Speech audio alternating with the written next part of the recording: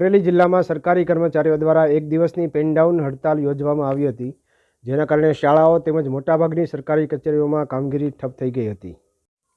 જૂની પેન્શન યોજના સહિતના વિવિધ પડતર પ્રશ્નો અંગે રાષ્ટ્રીય શૈક્ષિક મહાસંઘ તથા રાષ્ટ્રીય સંયુક્ત મોરચા દ્વારા સંયુક્ત રીતે આ હડતાલનું એલાન આપવામાં આવ્યું હતું.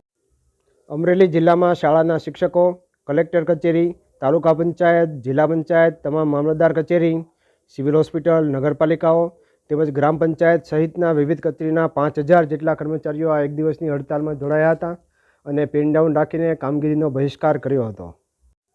સરકારી કચેરી અને શાળાઓમાં કર્મચારીઓની પેન ડાઉન હડતાલના કારણે રજાનો માહોલ જોવા મળ્યો હતો. રજા ન હોવા છતાં પણ મોટાભાગની કામગીરી ઠપ થઈ ગઈ હતી અને ત્યાં આવતા અરજદારો તેમજ લોકોને ધરમધક્કા થયા હતા. કર્મચારીઓ દ્વારા સવારે 8 વાગ્યાથી રાત્રિના 9 વાગ્યા સુધી પોતાના જુદા જુદા પ્રશ્નોને ટીક કરીને મતદાન પણ કરવામાં આવ્યું હતું, જે તમામ પ્રશ્નોને રાજ્ય કક્ષાએ મોકલવામાં આવનાર છે.